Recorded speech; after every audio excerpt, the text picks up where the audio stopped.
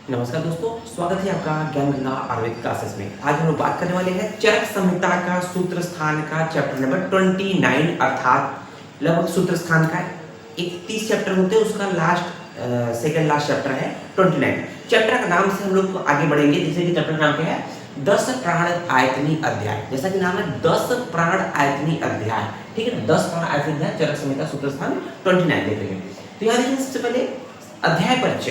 किसी भी सब्जेक्ट को या विषय को चैप्टर को शुरू करते हैं तो सबसे पहले उसके अबाउट जान लेते हैं, उसके बारे में जान लेते हैं, तब कहीं ना कहीं वो चीज़ें हमारे लिए आसान हो जाती है समझने के लिए। तो देखिए इसमें अध्याय परिचय में क्या लिखना है आपको। पहले चीज तो ये जो चैप्टर नंबर 29 में कौन से चतुष्क में आता है, तो हम लोगों ने बोला था कि 7 चतुष्क होते हैं और लास्ट के 2 चैप्टर सूत्र स्थान के संग्रह 2 होते हैं। इसका मतलब 28 चैप्टर तो 7 चतुष्क खत्म हो गए, अब बचे 2 अर्थात संग्रह 2 है। इसलिए बोला गया सप्तक चतुष्क के बाद, चरक ने जो बताया है ना, सप्तक चतुष्क के बाद जो संग्रह 2 है, संग्रह 2 में 2 चैप्टर आते हैं, 29वां और 30वां। उसका संग्रह 2 का प्रथम अध्याय के अंतर्गत आपका ये 10 प्राणायतनी अध्याय आता है, ठीक है ना। तो देखिए चैप्टर का नाम है 10 प्राण आयतनी अध्याय, है ना। इसमें 3 टर्म समझना है। 10 का मतलब होता है 10, 10 का मतलब होता है संख्या को इंडिकेट कर रहा है 10, ठीक है ना। उसको देखिए प्राण का मतलब जानी रहे कि जिसकी वजह से मतलब हम लोगों में जीवन है। प्राण का मतलब जो लाइफ के लिए, हमारे जीवन के लिए जो हम बोल रहे हैं, देख रहे हैं, अर्थात सिंपली हम लोग आत्मा बोलते हैं ना, आत्मा ही प्राण है। तो कहाँ कहाँ ये प्राण, मतलब ये प्राण की बात हो गई। और दूसरा जगह आयतन, आयतन का मतलब उसका आश्रय कहाँ है। आयतन मतलब उसका आश्रय स्थान कहाँ है। शरीर में पर्टिकुलर स्थान होते, बोलते ना यहाँ पर प्राण है, यहाँ पर आघात मत करो, नहीं तो यहाँ पर अगर यहाँ पर चोट लग जाएगा तो सीधे मृत्यु हो जाएगा, ये नुकसान हो जाएगा, सीधे मृत्यु हो जाएगा, ऐसा हम लोग सुनते हैं, देखते हैं, ठीक है ना। तो ये हो गया 10 प्राण के अध्याय की बात कर रहा है। तो यहाँ पर इस चैप्टर में 2 प्रकार के वैद्य की बात की, 2 प्रकार के चिकित्सक की बात की है। एक तो प्राणाभिसर वैद्य और दूसरा रोगाभिसर वैद्य। प्राणाभिसर वैद्य वो होते हैं जो प्राणों की रक्षा करते हैं और रोगों का नाश करते हैं, जो कि रोगाभिसर वैद्य जो होते हैं वो क्या करते हैं, रोगों की रक्षा करते हैं, रोगों को बढ़ाते हैं, जबकि प्राण का नाश करते हैं। दोनों में बेसिक डिफरेंस है, इसी के बारे में पढ़ना है, ठीक है ना। तो देखिए सिद्धांत विवरण, दूसरा पॉइंट, पहला पॉइंट था अध्याय परिचय, दूसरा पॉइंट है सिद्धांत विवरण देख रहे होंगे। तो यहाँ देखिए सिद्धांत विवरण में सबसे पहले क्या बोला गया है, इन्यूमरेशन ऑफ 10 प्राणायतन। तो इसका मतलब कि 10 प्राण आयतन की संख्या के बारे में बोला है कि 10 प्राण आयतन कौन कौन से हैं, है ना। तो प्रश्न पूछता है प्राण आयतन की संख्या होती है, तो आपको कहीं कंफ्यूजन होगा, कोई ऑप्शन देगा 9, 8, 10, 11, तो सही जवाब होगा 10। चैप्टर का नाम है 10 प्राण आयतन अध्याय, इसलिए ये पॉइंट इंपॉर्टेंट है कि 10 कितने प्राण आयतन होते हैं, 10 प्राण आयतन होते हैं, ठीक है। उसको देखेंगे कितनी संख्या होती है, मतलब उसको एक एक करके हम गिनेंगे। तो ये रेफरेंस आपका है इसी चैप्टर का श्लोक नंबर 3 देखेंगे। आप बुक में जरूर इसको पढ़ते रहिएगा, क्योंकि हो सकता है हमारा श्लोक कहीं पर मिस्टेक हो सकता है, इसलिए आप उसको करेक्ट जरूर करेंगे। अगर ऐसा है तो मुझे इन्फॉर्म करेंगे, ठीक है। उसको देखेंगे 10 आयतनम आयु प्राणा येसु प्रतिष्ठा, मतलब 10 ऐसे आयतन होते हैं, 10 ऐसे आश्रय होते हैं, 10 ऐसे स्थान होते हैं जहां पर प्राण विशेष रूप से प्रतिष्ठित होते हैं, रहते हैं। वैसे तो प्राण संपूर्ण शरीर में है, लेकिन कुछ पर्टिकुलर स्थान होते हैं जहां पर विशेष रूप से प्राण आश्रित होते हैं, ठीक है ना। तो ये ऐसे कौन कौन से स्थान होते हैं देखेंगे, एक एक करके हमारे तरफ देखेंगे। शंखों, शंख, 2 शंख, शंख का मतलब होता है ये चीज, शंख होता है ना, शंख प्रदेश, 2 शंख होते हैं। शंखों देखेंगे, अब ये संधि में इसका बहुरूप होता है, मतलब द्विरूप होता है, ठीक है ना। तो ये शंखों मतलब 2 शंख हो गए। मर्मत्रयम, मर्मत्रयम में कौन कौन से होते हैं, हृदय वस्ती सिर, हृदय वस्ती सिर, इसको याद करेंगे हवसी, हवसी, ठीक है ना, हवसी, हृदय वस्ती सिर याद रहेगा। मर्मत्रय में हवसी आ जाएगा। उसको देखेंगे कंठ, 6वां है कंठ, रक्त, शुक्र, ओज, गुद, ये टोटल 10 आपके प्राणायतन हो गए। अब यहाँ पर देखिएगा टोटल 6, यहाँ पर प्रश्न कभी कभी पूछ देता है कि यहाँ इस 10 प्राणायतन में मर्म कितने हैं, तो टोटल मर्म की संख्या 6 है। तो मर्म संख्या यहाँ पर 6 है ना, यार इसको नोट डाउन कर लीजिएगा। मर्म संख्या 6 है और संधि है ना 2 संधि है, 2 संधि है। मर्म संख्या 6 है और 2 धातु, ठीक है ना। मर्म संख्या 6 है, धातु संख्या 2 है, ठीक है ना। तो कौन कौन से 6 मर्म हैं, तो देखेंगे शंखों, शंख 2 मर्म होता है, मर्मत्रयम शंख 2 मर्म 3, ठीक है, 5 हो गया। उसका देखेंगे गुद भी मर्म है, गुद भी मर्म है, तो इसके टोटल 6 हो गए आपके मर्म हो गए, ठीक है। संधि की धातु की बात करते हैं तो देखेंगे रक्त धातु है और शुक्र धातु है, दो धातुएं हैं विशेष रूप से यहाँ पर आया है, ठीक है ना। तो इसलिए देखते हैं रक्त और शुक्र में प्राण प्रतिष्ठित होते हैं, ठीक है ना। तो देखिए अब तो यहाँ पर चरक सूत्र 29 में प्राण 10 प्राणांतर संख्या ये बता दी गई है, लेकिन इसका वर्णन प्राणांतर संख्या कहीं और भी आई है। चरक सारे 7 जब पढ़ेंगे तो वहां पर भी 10 प्राणांतर की बात की गई है, ठीक है ना। लेकिन फर्क क्या है, वहां पर संख्या 10 बताई गई है लेकिन दो अंतर बताया गया है। यहाँ जो दो संख है, ठीक है, दो संख के स्थान पर क्या बोला गया है, नाभि व मांस। चरक सारे 7 में दो संख के स्थान पर नाभि और मांस की गणना की गई है, बाकी एज इट इज है, ठीक है ना।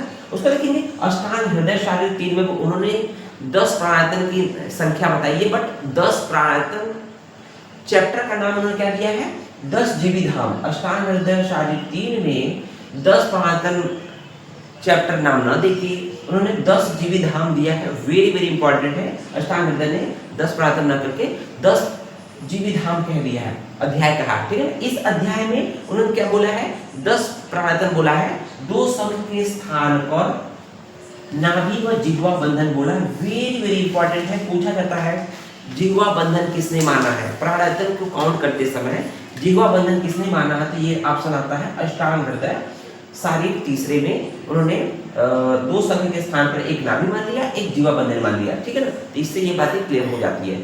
अब आगे चलते हैं हम लोग कि जो सेकंड पार्ट है उसका सिद्धांत विवरण का देखेंगे। टर्मिनोलॉजी ऑफ प्राणाभिसर वैध, रोगाभिसर वैध, छद्मचर्क वैध, योग विसर और कर्मको विधि, ये कुछ टर्मिनोलॉजी है। तो प्राणाभिसर वैध वो होते हैं, पहले हम लोग समझ लेते हैं, प्राणाभिसर वो वैध होते हैं जो प्राणों को बढ़ाए और रोगों का नाश करे, उसको बोलते हैं प्राणाभिसर वैध।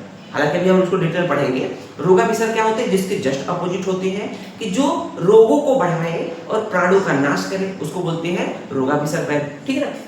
तो आइए इसको पढ़ते हैं। तो सबसे पहले देखिए प्राणाभिसर वैध तो क्या है, तानि इंद्रियाणि विज्ञानम चेतना हेतु आमयान जानिए यह सर्वे विद्वान प्राणाभिसर उच्यते, ठीक है। तो यहाँ पर देखेंगे ये रेफरेंस क्या है, इसी श्लोक नंबर 4 है, श्लोक नंबर 4 देखेंगे तो यहाँ पर बोला गया है तान वो वैद्य प्राणाभिसर वैद्य कहलाएगा, जो वो वैद्य प्राणाभिसर वैद्य कहलाएगा जो तानी मतलब जो 10 प्राणांतर को जानता हो, इंद्रियों को जानता हो, विज्ञान अर्थात जो आगे शास्त्र का अच्छी तरह से उसके नॉलेज हो, चेतना हेतु अर्थात आत्मा का ज्ञाता हो, आत्मा के बारे में जानता हो, और आमयान अर्थात जो रोगों को जानता हो, इतना जो जानता हो, जानिए या सर्वे, इन सभी को जो जानता हो उसको हम लोग उस वैद्य को, विद्वान को प्राणाभिसर वैद्य कहते हैं। बात समझ में आ गई।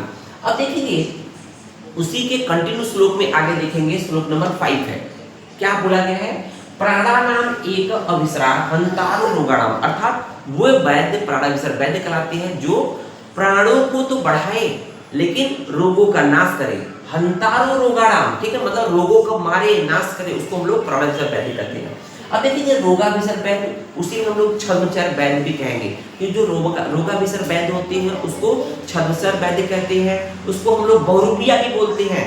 आप लोग देखते हैं आज के समय में डॉक्टर या वैद्य के रूप में बहुत से बहुरूपिया जो क्वैक बोलते हैं, क्वैक मतलब झोला छाप डॉक्टर है, तो बहुत से लोग पड़े हुए हैं, ठीक है ना। तो देखेंगे यहाँ पर अतो विपरीता मतलब इस प्राणाभिसर वैद्य के विपरीत, अतो विपरीता इसके विपरीत रोगाणाम अभिसरा हंतारा रोगाणाम, तो जो रोगाणाम जो रोगाभिसर वैद्य होते हैं वो रोगों को बढ़ाते हैं, रोगों को पालते हैं शरीर में, और हंतार प्राणानाम प्राणों का नाश करते हैं, हंतार प्राणानाम अर्थात प्राणों को नाश कर देते हैं, ठीक है, उनको अच्छे से नॉलेज नहीं होता है। उसको देखेंगे ये जो रोगाभिसर वैद्य होते हैं वो विसर्ग छन्न प्रतिछन्ना, विसर्ग छद्म अर्थात विसर्ग छद्म इसी को बोला गया है, इसलिए हम में विसर्ग छद्म यहाँ पर भी है, छद्मचर्क वैद्य, विसर्ग छद्म मतलब एक तरह से झूठा वैद्य बोलते हैं, क्वैक बोलते हैं, और प्रतिछन्ना, और ये जो इस तरह के रोगाभिसर वैद्य होती है वो कंटक भूतालोक से संसार में कांटे के समान होती है।